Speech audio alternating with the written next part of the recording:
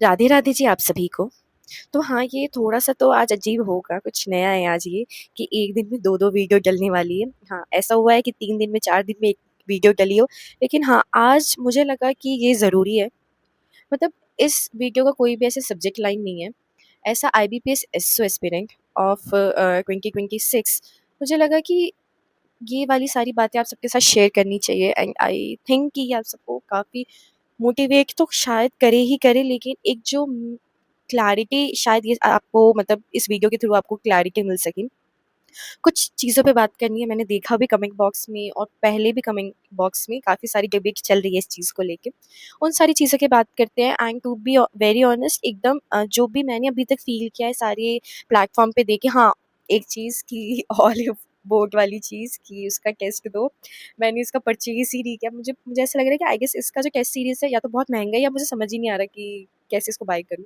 And फिर मैंने ये भी सोचा कि अभी तक वो तीनों कंप्लीट नहीं हो पाए हैं, सब में से मैंने 5-6 ही किए हैं, तो अभी 7-8 दिन ही बाकी हैं एंड ऊपर से फिर सीआईएल का एग्ज़ाम है, तो मैं नहीं कर पाऊँगी, तो there is no means to अच्छा, बाकी और सारी बातों पे बात करते। एक ना मुझे बहुत ज़्यादा बात ऐसे दिमाग में चल रही थी मेरे।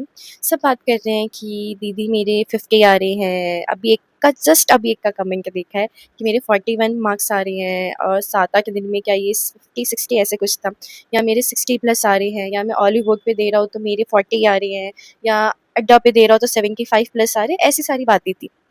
ठीक है? और सब बहुत ज़्यादा परेशान हैं कि सबको ये लग रहा है, देखो, पैटर्न चेंज हुआ है हमारा, है ना? तो सबके लिए दिमाग में कि इस बार की जो कट ऑफ है वो क्या जाने वाली है एंड गॉड नोज़ कि कोई नहीं जानता कि कट ऑफ कितनी जाने वाली है। बस सब एक एस्टिमेशन लगा रहे हैं, किसी का एस्टिमेशन सही हो जाएगा, किसी का भी तुक्का सही हो सकता है, किसी का भी गलत हो सकता है, कोई नहीं जानता। अब प्रॉब्लम ये आ रही है कि इस बार जब पैटर्न चेंज हुआ है, तो हम जब मॉक टेस्ट लगा रहे हैं, चाहे हम ऑलिव बुक से लगाए, चाहे हम आइडिया 24/7 से लगाए, टेक्स्ट बुक से लगाए और इवन तो स्मार्ट कीरा पे भी होगा एंड अभी मैंने लगाया था टेक्स्ट बुक से। इससे किसी से भी आप लगाएँ, अभी जो लेवल है, वो काफ़ी लोगों को ऐसा लग रहा है कि आप रीज़निंग में स्टक हो रहे हो, रीज़निंग के लेवल में, या आप मैथ्स में स्टक हो रहे हो, या इंग्लिश में हो रहे हो, या फिर आप पीके में हो रहे हो। देखो, अभी तक का जितना भी मेरा एक्सपीरियंस है ना, हाँ, एक्सपीरियंस की बात कर सकते हैं इस वीडियो में। मुझे जहाँ तक लगता है कि मैंने एक चीज़ देखी थी, ये एक बहुत ऐसे मैं एकदम वो बता रही हूँ आपको, एकदम मेरा मतलब ऑनेस्ट रिव्यू इस चीज़ को लेके। जब मैं आइडिया 24/7 की बात करूँ, या अब मतलब इस चीज़ में मैं थोड़ी-सी टाइम हो गया ना काफ़ी इस चीज़ को, तो थोड़ा-सा मैं अनक्लियर हूँ उस चीज़ को लेकर। या फिर मैं टेक्स्ट बुक की बात करूँ, इसमें से कोई एक टेस्ट था जिसका ना मैं टेस्ट दे रही थी, मॉक टेस्ट दे रही थी मैं ओल्ड बेसिस वाले पे, ओल्ड पैटर्न पे, जब तक हमारे वो चेंज नहीं हुए थे, पैटर्न हमारा चेंज नहीं हुआ था। वहाँ पे एग्ज़ैक्टली एक रीज़निंग का क्वेश्चन था। वहाँ पे मैंने सॉल्व किया था, वो सॉल्व भी हो गया था, बट अगेन उसने 4-5 मिनट लिए थे एंड ये हम सब मानते हैं कि जो हमारा ओल्ड पैटर्न था, उसमें रीज़निंग वाले में अगर 4-5 मिनट भी लगे तो भी कोई बड़ी बात नहीं है, क्योंकि उसमें 3-4 वेरिएबल भी डाल देते। तो वो शायद 3 या 4 वेरिएबल का था और उसमें ना छोटा-सा एक पॉइंट था जहाँ पे आपको ना मैथ्स का कुछ इक्वेशन सॉल्व करना था। कोई बड़ी बात भी नहीं, ठीक है। लेकिन जब पैटर्न चेंज हुआ, जब न्यू पैटर्न आया एंड तब मैं जब यहाँ से टेस्ट दे रही थी, अगेन मैं श्योर नहीं हूँ किसकी बात है ये, मैं टेस्ट दे रही थी तो सेम क्वेश्चन, सेम रीज़निंग का पज़ल क्या किया उन्होंने, उठा के न्यू वाले पैटर्न के जो मॉक टेस्ट थे उसमें डाल दिया था। एंड मैंने ये चीज़ फ़ील की है कि जब भी आप मॉक टेस्ट दे रहे हो, तो वो क्या कर रहे हैं, मेंस लेवल के क्वेश्चन ही दे रहे हैं। हम मेंस लेवल के नहीं कह सकते, ये कहना गलत होगा। जो ओल्ड पैटर्न पे जो उनके पास पीवाईक्यू थी ना, या फिर जो बुक्स वगैरह में जो क्वेश्चन है वो एग्जैक्टली उठा के वो दे दे रहे हैं। आज जब मैं रीजनिंग के क्वेश्चन कर रही थी, मुझे काफ़ी बार ऐसा फील हुआ कि ये न्यू पैटर्न पे नहीं हो सकता। अगर होगा तो ऑब्वियसली बात है, एग्जाम में आप पैनिक करोगे तो आप नहीं कर पाओगे उस चीज़ को। इवन मैथ्स में भी मुझे ऐसा फील हो रहा था। मुझे आज वाली जो प्रोफेशनल नॉलेज के क्वेश्चन थे, वो मुझे थोड़े से सही लगे कि हाँ, जो हमने सब्जेक्ट में पढ़ रखे वही पूछे। लेकिन काफ़ी पॉइंट में मुझे ऐसा लगा कि शायद ये क्वेश्चन नहीं पूछेगा एग्जामिनर हमारे रियल एग्जाम में। इंग्लिश तो पता नहीं आज क्या ही हो गया, मैं आज की इंग्लिश के बारे में नहीं कह सकती, लेकिन इंग्लिश में मेरे 10 से 12 के बीच में, मतलब 12-13 ऐसे करके मेरे आते हैं, बट ऑन एन एवरेज मेरे 10-12 के बीच में ही मार्क्स रहते हैं। कोई झूठ वाली बात नहीं है, यही रहता है, इतना टेंशन मत लो। लाइकली में 48.5 आए, येस आए हैं, वो 5th मॉक टेस्ट था मेरा शायद, और मुझे अभी याद भी नहीं है कि उसमें क्या दिक्कत आ गई थी। शायद मैंने कल दिया था या परसों दिया था। शायद उसकी मुझे पीके बहुत खराब लगी, ऐसे-ऐसे क्वेश्चन पूछ रखे थे, मुझे पता ही नहीं कि उसमें क्या करूँ मैं। उस आई गेस उसमें मेरे शायद 13-14 ऐसे ही कुछ नंबर बने थे, ठीक है? तो टेंशन मत लो, टू बी वेरी ऑनेस्ट, अगर आप 45-50 भी स्कोर कर रहे हो ना, और आपको ये एक पॉइंट पे भी फील हो रहा है कि अच्छा रीजनिंग का जो लेवल है वो ज़्यादा है, तो बहुत अच्छा स्कोर कर रहे हो। बस अब ये चीज़ देखना है कि जो भी आपका जो मतलब जो आपके जो कॉन्सेप्ट है ना वो क्लियर होने चाहिए। अभी के टाइम पे आप थोड़ा प्रोफेशनल नॉलेज पे वो करो कि आप उसको रिवाइज करो। काफ़ी बार क्या होगा, वो डायरेक्ट चीज़ें पूछ लेगा एग्जाम में, डायरेक्ट क्वेश्चन पूछ लेगा कि ये चीज़ क्या होती है, और मे बी आप इन क्वेश्चंस के बेसिस पे आप ज़्यादा चीज़ें करने के चक्कर पे जो कॉमन चीज़ है वो आप मिस कर दो। मुझे तो ये मुझे लगा कि एक्चुअली में ये चीज़ बतानी चाहिए। अगर मैं एक-एक कमेंट में भी जाके बताऊँगी ना तो भी ये सब लोगों तक ये बात नहीं पहुँच पाएगी। तो मुझे ये चीज़ बतानी थी।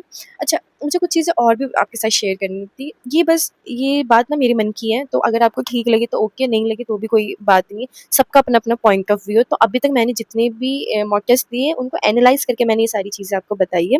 ठीक है? दूसरी चीज़ मुझे ये बतानी थी कि अगर आप रीज़निंग के क्वेश्चन कर रहे हो ना, रीज़निंग में जो मैंने 1 मिनट रूल बताया था ना, वो बहुत काम आने वाली चीज़ है। वरना काफ़ी बार क्वेश्चन में ऐसा होगा कि आप पहला ही क्वेश्चन करोगे, फँसोगे आप। पहला क्वेश्चन होता है मोस्टली टेस्ट में, पहला क्वेश्चन फँसाने वाला ही होता है। बट आप ये वाला कर लेना, करना हो तो ठीक है, नहीं करना हो तो ठीक है। लेकिन पज़ल में ना आपको करते-करते पता चल चुका होगा कि आप पज़ल में कौन से कर सकते हो। और अगर नहीं भी कर सकते हो ना, ये भी अगर आपको क्लैरिटी नहीं है, तो एक वेरिएबल वाले ही आई गेस आएँगे। मैक्सिमम 2 तक जा सकता है।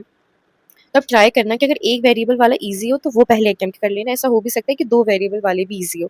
तो रीज़निंग में अगर आप चाहते हो कि टाइम लिमिट में हो जाए, कम से कम आप 10-12 क्वेश्चन कर लो, तो 1 मिनट रूल मुझे जहाँ तक लगता है कि सही है, क्योंकि मैं भी ऐसे ही करती हूँ।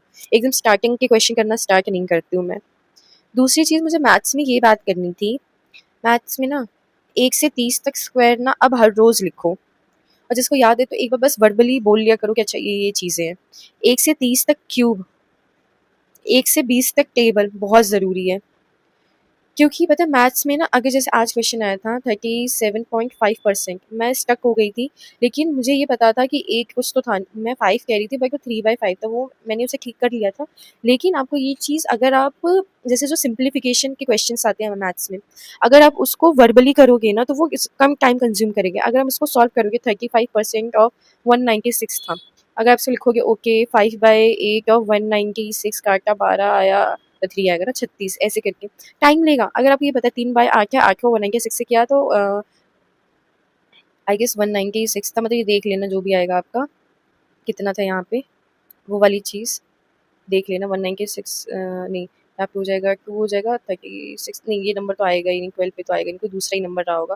मतलब समझ समझ गए ना, मतलब अगर आप इसको लिख के करोगे ना तो बहुत ज़्यादा टाइम लग जाएगा इस चीज़ में। तो वर्बली करोगे ना, कि जितना वर्बल कर सको उतना ज़्यादा ही अच्छा है वो चीज़। अब वो चीज़ आप देख लेना। आई गेस यहाँ पे 96 था बस, हाँ, तभी हो सकता है ये 196 नहीं 96 था। ठीक है? तो ये चीज़ तभी हो सकती है पॉसिबल कि वहाँ पे आपका टाइम बचे। दूसरी चीज़ मुझे ये बतानी थी कि एक था 77 का मुझे स्क्वायर बोला था। बहुत लोग ऐसे करते होंगे कि 2 लाइन वाला जो करते हैं एंड देन उसको प्लस करके करते हैं, लेकिन मैं इसको ऐसे सॉल्व नहीं करती हूँ। 7 7 जा 49, 4 इधर गया, देन इन दोनों को मल्टीप्लाई किया, 3 7 जा 21, 3 7 जा 21, 21 21 42, 42 प्लस 4 46, 6 और 4, 3 3 जा 9 और 9 प्लस 4 13। तो ये वाली चीज़ करने में स्टार्टिंग में टाइम लग सकता है, लेकिन एक बार आपकी हैबिट बन गई ना, मैं कोई ट्रिक ट्रिक नहीं बता रही हूँ कि आप ये ट्रिक यूज़ करना है, ये चीज़ करना है, नहीं, मुझे भी पता है, मेरा खुद एग्ज़ाम मुझे बहुत सारी ट्रिक पता है। लेकिन एग्ज़ाम टाइम पे मेरा दिमाग ही नहीं चलता है। मेरे दिमाग में एकदम बेसिक वाली चीज़ आती है कि पहले फर्स्ट स्टेप किया, देन सेकंड, देन थर्ड, ऐसे करके चीज़ें आती हैं। लेकिन ये वाली चीज़ एग्ज़ाम वो ट्रिक वाली चीज़ नहीं है, ये वाली चीज़ें ईज़िली हो जाएँगी आपके साथ। ठीक है? तो आप ये चीज़ कर लेना। मैथ्स में ये बताना था। प्रोफ़ेशनल नॉलेज में जिसके पास है ठीक है, वरना मेरे नोट्स मैंने खुद जनरली मैं नोट्स से ही कर रही हूँ, मैं आपको दिखाती हूँ। साइबर सिक्योरिटी का मैंने किया था अभी, अ इसे मार्क नहीं कर रखा, मार्क कर रखा है हाँ। तो मैं साइबर सिक्योरिटी की कर रही थी, तो मैं खुद अपने नोट से ही रिवाइज़ करती हूँ। चाहे अगर मैं आपको ऑपरेटिंग सिस्टम की बात बता दूँ, तो मैंने अभी सारी चीज़ें अपने ही नोट से रिवाइज़ की, तो काफ़ी अच्छे हैं, काफ़ी लोगों ने लिए भी हैं। तो अगर आप ऐसे बात करो कि अगर अभी के मोमेंट पे अगर किसी को रिवाइज़ करना है, तो आप इन नोट्स को प्रेफ़र कर सकते हो। काफ़ी लोगों ने तारीफ़ भी की है इवन इसकी, तो आप देख सकते हो। बाकी कोई हार्ड फ़ास्ट रूल नहीं है, हार्ड एंड फ़ास्ट। ठीक है? वो आज इतना ना बोला है ना कि पेट में दर्द हो रहा है बोलते-बोलते।